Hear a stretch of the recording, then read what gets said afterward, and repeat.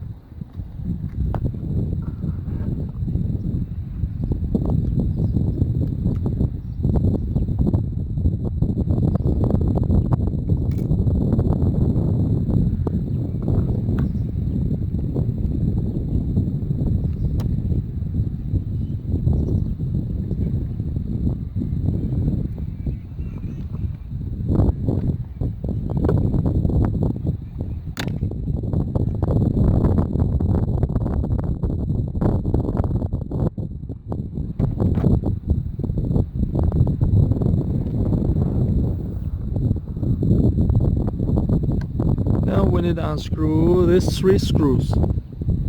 This one, there and there.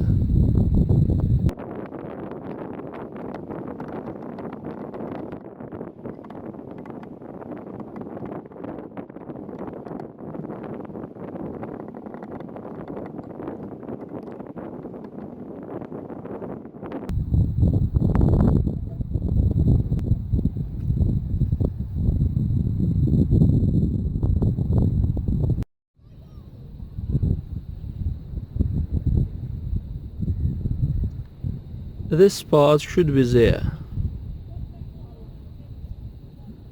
and this part there.